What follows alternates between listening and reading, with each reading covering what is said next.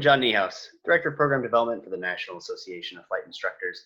I'd like to welcome you to this edition of the NAFI 10 Question Challenge, the online video series where I ask 10 questions to successful individuals who have spent a career as flight instructors and transitioned it into all the different things that they want to do in life. Today, my guest is Jesch. He's been a flight instructor since 1983. It equates to about 37 years of experience. He's a CFI, II, MEI, ATP. He's also a major airline pilot flying for the 787 as a captain. He's a volunteer for Angel Flight and Young Eagles, former master instructor from 2014. He is a former district fast team rep of the year for 2016 and 2018. He's an aviation speaker and an author, and the vice president of his local pilot association. Mike, welcome. Good morning, John. It's good to see you. Same to you, sir. And with traditional fashion, we'll just jump straight into it. Question one, was flight instructing part of your original career plan, or was it something you never anticipated doing? For me, it was sort of a stepping stone into bigger and better things. When I became a pilot, sort of the natural progression of things was to get your pilot's license, your instrument rating, then your commercial, and then your CFI, and then on to the airline. And it turned out it worked exactly that way for me. Mm-hmm. And then it turned out when I started instructing, I found I really enjoyed it. I got a lot out of it. I put a lot into it, and it turned out to be more of a calling. And then I found out I was missing it after I hadn't been doing it for a while, and got back into it about 15 years ago. Now, how long of a gap was it between when you stopped instructing to fly for the airlines and picked it back up again? It was probably 15 years ago, or a 15-year break. When I first got in, we just started what we call the B scale, the second pay scale for new hire pilots in the airlines. I was too broke to do any GA flying. There was no money for it. Right. So I kind of naturally got out of it for a while. I couldn't afford to do it. And then I thought, well, why am I keeping this flight instructor ticket current? I wasn't using it, and I let it lapse. And so I had to get it reinstated again. And as I bought a new airplane, and then I started looking around thinking, what am I going to do with this airplane? And one of the things I thought that was pretty easy to do at the time was to get reinstated and start instructing again. And that's what I did. And I found it was every bit as satisfying when I picked it back up again as it was when I was originally doing it. Yeah, you got the itch and you just couldn't let it go. Yeah, totally exactly. So reflecting on your instructor skill with your first student, how do you think you did? I think I did okay. My first student was a gentleman who had grown up in Germany during World War II. And he showed me the scars on his arm. He told me a story about one time he and his best friend were playing around a train yard, and they ended up getting strafed by a bunch of P-51 Mustangs. Oh. And he said he'd watch these Mustangs fly by, and he'd say, one day I'm going to learn to fly. And he was my first student. And so he told me that story, and I realized that one of the aspects of being an instructor was the ability to help somebody realize a lifelong dream. And it was an interesting student. It was a good challenge for me. Language wasn't much of an issue. His accent was interesting. He had some testitis where he would get very concerned. It took him 3 times to pass the written exam, for instance. But on the check ride, he passed on the first go. And it was just interesting I had to find the way to connect with him to get the lesson across, the point across that we were trying to do that day. So it really challenged me to be able to find a way to teach whatever the issue was, whatever the subject was, in such a way that he could pick it up. And he did. And so it worked. And he did go on to fly a little bit. He did actually get to fly a P-51 Mustang. At the time, there was one available over at Chino Airport that you could rent and go on a flight. And he did do that. So for me, it was very satisfying that he was able to complete this lifelong goal. And I got a big kick out of that. It was very rewarding for me. Mm-hmm. I can only imagine. So most of us have had an instructor mentor who kind of helped us along the way. Who was yours, and what was the most meaningful thing they taught And I had two really good flight instructors very early on. Luann Leeson was for my private and my instrument, and then Ralph Eaton did my commercial and my original CFI ticket. And Ralph, in particular, was a Corsair pilot off of carriers in World War II. A very nice man, could fly anything. And I remember one of the things he told me at one point, probably when I was working on my flight instructor's certificate, and he says, you know, Mike, I never worry about anything, because as soon as you worry about one thing, something else 10 times worse is going to happen that you should have been worrying about, and all your worrying will be wasted. So what I took away from that basically is you do the best you can, planning with whatever the contingent circumstances are that might arise. And now you can put that behind you. You've made your decisions, you've selected your options, you know the point at which you need to make the decision between the two, and you move on. And don't dwell on something that might happen, because you didn't take care of it, and you can address that at the moment if it does arise. And that seems to work pretty well. Mm-hmm. Now you said you had two. Who was the other one? Luann Leeson. Oh, I'm sorry. She instructed me for my private certificate in instrument rating. I met her actually when I was in high school. I decided I was going to become a pilot. Didn't know how to do it. So I did find there was a class over at my local community college. And she was the instructor for that ground school class for the private pilot written exam. Mm-hmm. And so as we're wrapping up towards the end of the class, I asked her if she would be my flight instructor too. She was the only person I knew. I didn't know anybody who was an instructor in the area at the time. And she had a tremendous amount of patience. Of course, I took that class when I was a junior in high school. Mm-hmm. So I had to get permission from the guidance counselor at high school to go take a college class. So I was the youngest person in the class, and I was the youngest student she'd ever taken. I was 16 years old when I started flying. And I remember one time she says, you know, Mike, if the difference between the men and the boys is the price of their toys, you must have one foot in the graveyard already, because it's 16, here you are flying these little airplanes around. And so she did have a tremendous amount of patience to take me through that whole private pilot curriculum at the time. And it's lasted me a whole lifetime. So what's the most valuable non-aviation skill you learned as a flight instructor? I think it's probably the ability to listen to a student and try to connect with that student, find out what they really want to know, find out what's troubling them or what they don't understand, what they want to accomplish. And sometimes they're not always straight with that. I had a gentleman come to me a few years ago.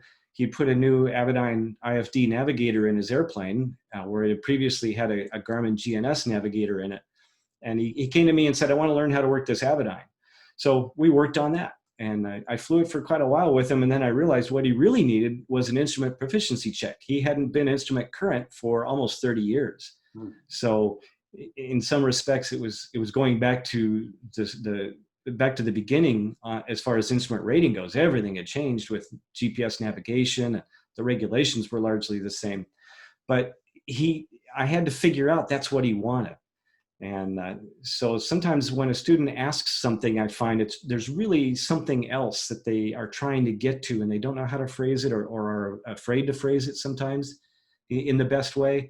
You have to ferret that out. You have to work and really, the quicker you can get to what it is they want to learn, the more effective you can be, I think, in the instruction.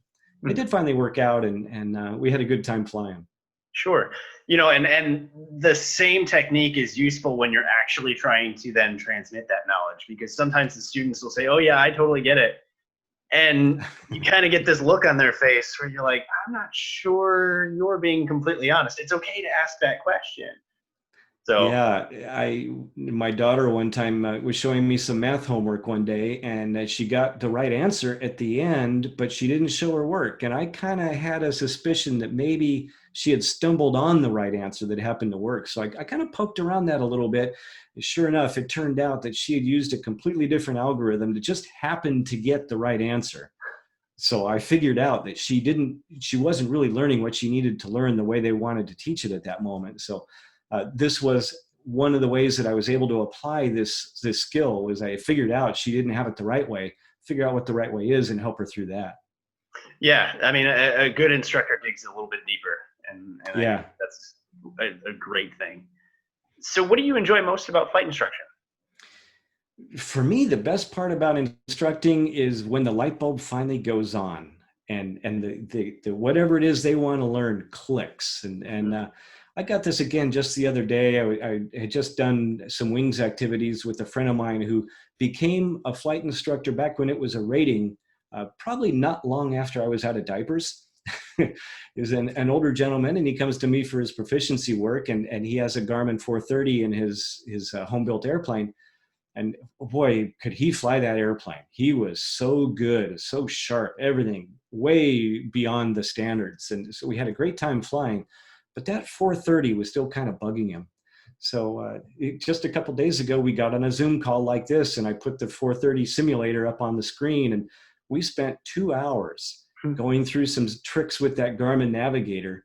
He had no idea it was 2 hours. Shortly after we were done, I got a text from him saying, Mike, I had no idea we were at that for 2 hours, but I learned so much.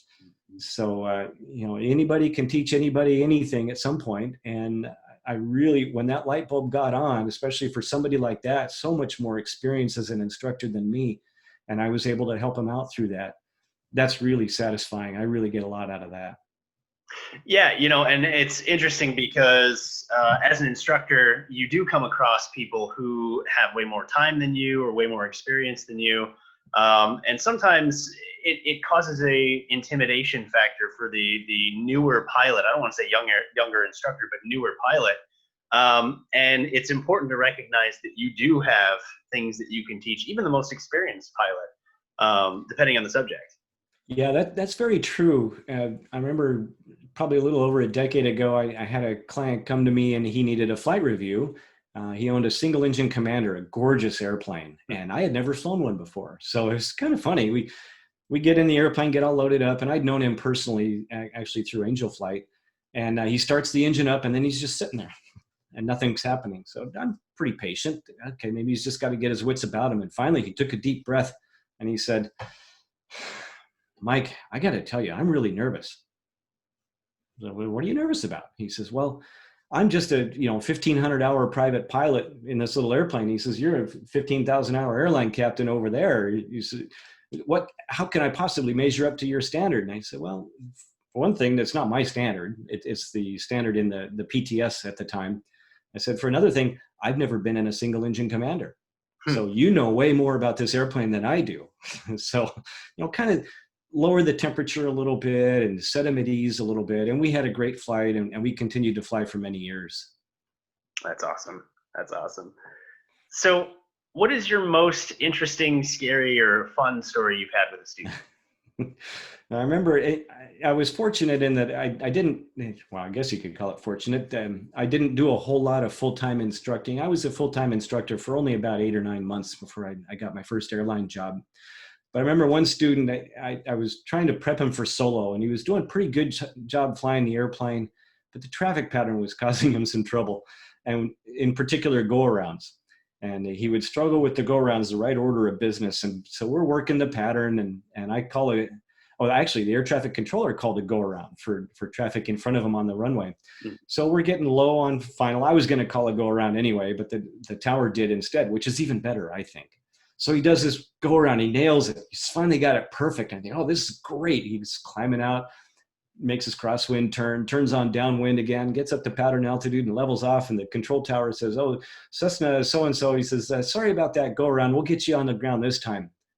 The only thing the student heard was go around. So we're on the downwind leg and he does a go around. And I thought, it was just hilarious. So little things like that come up, and just it's a lot of fun. I always try to see the humor when there's something fun and interesting that a student does, and never a dull moment. No, that's certainly the case. So in your mind, what quality or skill makes for an exceptional flight instructor? I think the ability, as we kind of touched on it a little bit, the ability to listen and drill down and find out what that student really wants to learn. And then even better are the times that I've been able to find something else that the student knows, and I can build on that. wherever they came from in the past. And this has worked for myself. I just did the type rating in the 787 about a little over 6 months ago now. And I did a presentation for our pilot group on this. And one of the things, whenever you come into any kind of a training program, you bring a certain amount of knowledge and experience with you. And we're just going to build on that. So have a little confidence that your instructor is going to be able to dial in on that foundation that you've already got and build on that. You're not coming in with nothing. So for me, being able to find out what that previous foundation is that we can build on, that's really valuable. It helps give the students some confidence, or the learners some confidence that it's not a bridge too far. We're going to get there in pieces. We can build on what we've already got and get you to where you want to go. Mm-hmm. Yeah, it's funny. I have always been a nervous flight check taker, from my private pilot days up to my type ratings. And, to piggyback on your point, every time I go in for my 6-month recurrent or whatever, even though I have no worries that I'm not going to do well, I still go in and go, do you think I'm ready? Think I'm ready? And the instructors at Flight Safety are great, and they always say, I wouldn't send you on your check if I didn't think you were ready. And so to sort of hammer home that point, that the trust that a student puts in an instructor to make sure that they, regardless of what they may think in their own head, the instructor is going to make sure that they're ready to be achieving whatever it is that they're going for. Yeah, that's right. I think that's exactly right. And I try to bring the same mentality into it. When I did this 787 ride recently, I've flown a few other transport category aircraft. I kind of basically know how they work. And then I met the 787, and it's completely different from every other airplane I've flown. Different electrical system, hydraulics, pressurization. It's not bleed air anymore. It's electrically with cabin compressors. All this stuff, but I've got enough of a foundation with other things. Now I can look at this new thing and say, okay, well, it's like the 777 in this way. It's like the 727 in that way, and bring that with and move it along. And so when I finally got to the check ride itself, and I tend to bring a much more relaxed sort of attitude into a check ride. And the important thing to remember as an applicant for a check ride is the examiner is not so much checking the applicant. The examiner is checking the instructor. Mm-hmm. So as the applicant, you got to know that your instructor is not going to sign you off before you're ready, because it's on me when I sign you off. It's a ding on my record. I show up as a fail. And you're going to come out of it with a pink slip if you're not successful. But that instructor really wants you to be successful. I certainly do when I'm an instructor. And I don't do a lot of primary instruction lately. I did recently just sign off a friend of mine for a commercial check ride and instrument a couple of years before that. And that was the question afterward. Did you really think I was going to pass? The answer is yes. I've got a high degree of confidence that you're going to pass. I've seen you do this. We've done everything that's in the ACS and more. I like to go beyond just what's in the ACS if I can. And it all pays out. It's the pressure's on the instructor. I'm the one back at home pacing around thinking, oh man, I hope I taught her how to do those lazy eights the right way. And right. So flying the airplane's the easy part. It's all the stuff before that's a lot harder. It's true. And the paperwork's even harder than that. Yeah. So what aspect of flight instruction best prepared you for what you do now?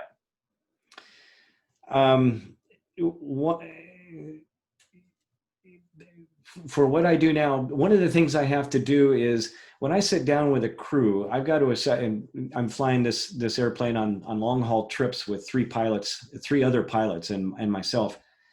And one of the things I got to do is right now, for the last few months and for the next few months, I'm going to be the new guy in there. I've got the least amount of experience. So being able to keep myself in that student mindset in this new airplane, even though I'm the captain, even though I'm the guy who's been there the longest on the crew, I am a student in this airplane. And it's like we've all heard the license is a license to learn. And well, that's certainly the category where I'm in on my new airplane at the moment. So I'm kind of perpetually in a student mode. So being able to leave myself in that student mode and leave myself open that, okay, I'm pretty sure I got the background. I know how to do this stuff. I just need to establish a habit pattern and bring that through all the complications of flying through international airspace. That perpetual student mode. I'm sensitive to what that feels like and looks like and how it should be addressed. So I have the confidence I bring in with me that I've done this before. I've been taught how to do it. I know how to do it, but now it's for real.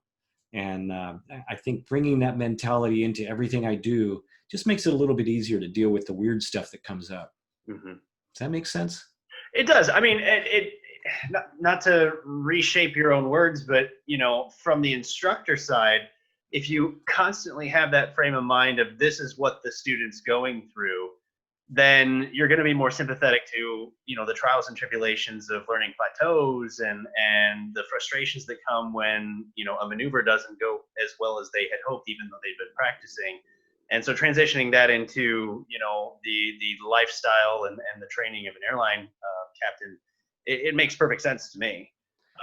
Just always being ready to learn that next thing and being willing to be taught by someone of various skill levels, whether they're higher or lower than you, similar to what we previously said. Right, and even the gentleman I talked about last week, who we did the Zoom call to learn the GPS. Okay, he's a long time instructor, many more years. You've been an instructor longer than I've been a pilot by far. And he comes to me, so I'm the new guy, mm-hmm. and I'm going to try to help an old guy with whatever the thing is, and keeping in mind that I can do that, and he can do that, and he's leaves himself open to me. And I get that a lot from some pilots that, I'm an airline pilot. How can I possibly measure up to you? And just keep in mind, it's not my standards. Mm-hmm. I teach to whatever the book says. Here's the minimum standards there, and I teach, even tighter than that, so that when you get into the pressure of a check ride, it's easier. But yeah, just leave yourself open. Keep in mind what it was like to be a student, mm-hmm. and when you're the new guy, and it helps get through that phase where you're new on the airplane or new on the route or new on the whatever it is, the navigator. Leave the ego on the ground. Yeah, exactly. So to piggyback on that question, how did you utilize or sort of leverage your experience as a CFI to then get into what you do now? Was there a specific thing that sort of pushed you a little bit faster in that direction?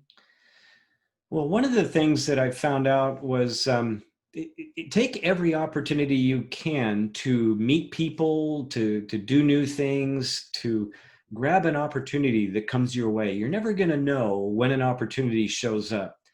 And for me, this is what happened that got me into my multi-engine rating originally. I was instructing at the flight school, and I'd had my instructor ticket for about 6 months. And the company that I worked for at the time, I was a software developer.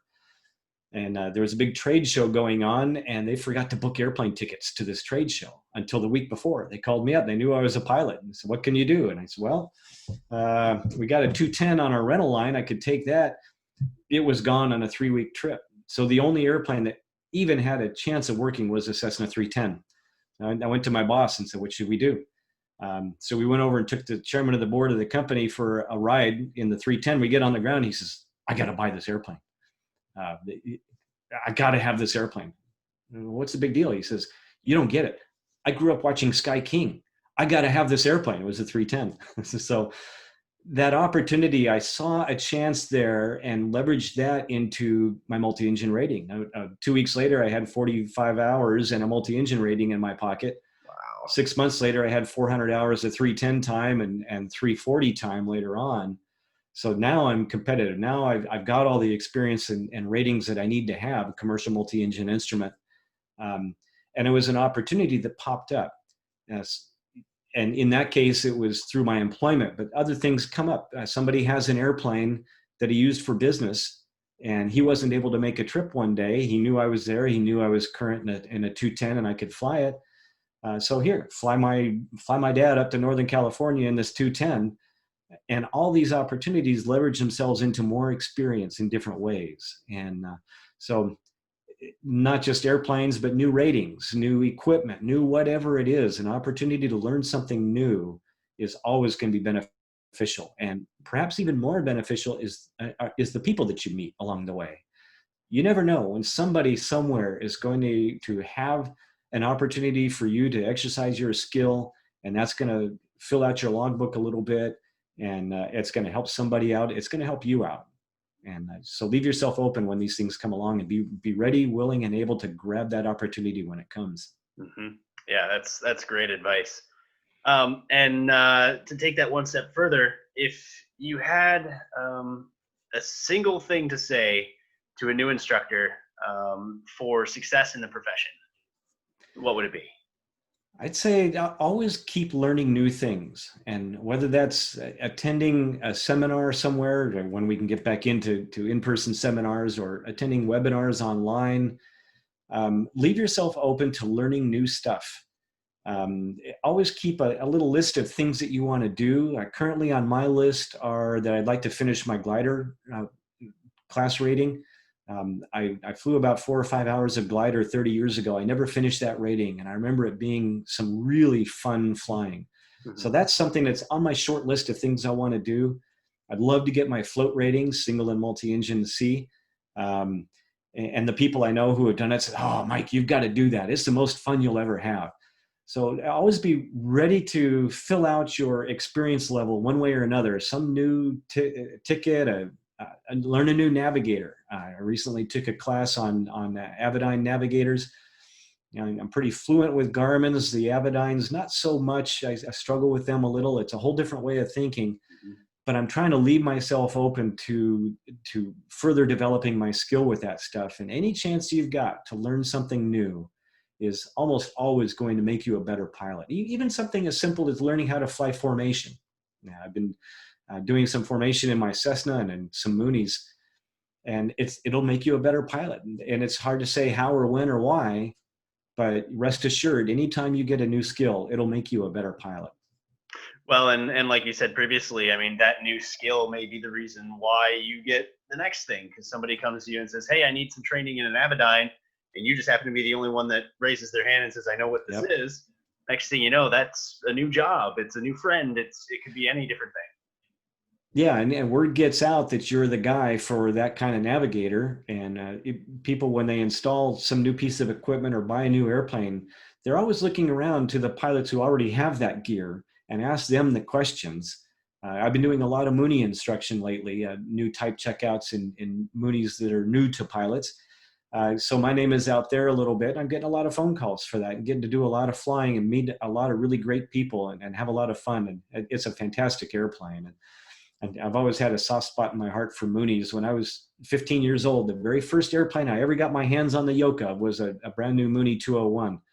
And that was when I thought, man, this is really cool. I'm going to be a pilot in 5 years. And it was a little over 1 year later I got it. But so the word is out there now that I do some Mooney instruction, and not as much as I'd like. But these opportunities continue to spread. And so keep that opportunity open and available, and be open to it, and they keep coming. Wonderful advice. And Mike, we made it. We've gone through our 10 questions. I very much appreciate you taking the time today to have this discussion. And just out of curiosity, do you have any final thoughts? Anything you want to say to anybody watching? Yeah, I do. One more thing I'll throw in there is whatever airport you fly out of, whatever airport your airplane is hangared at, or if you rent or whatever, find your local pilot association and go join it. In my case, there wasn't one at my airport when I bought my airplane. It had become somewhat dormant. So I joined a crowd that basically resuscitated this group. And we've been going strong now for about 7 or 8 years and having a lot of fun with it. On a monthly basis, we get together for some social time. And back when we could, we'd grill up some bratwurst and hot dogs for dinner and get together for a safety seminar. And we're doing it virtually now. But this is an opportunity to get to know the other pilots at your airport, continue your education as a pilot, and keep that circle of friends strong and vibrant at your airport. You get dialed in with the issues going on at your airport. You just never know when your airport's going to need you. Some airports are under more stress than others, and we're very lucky right now at my home airport.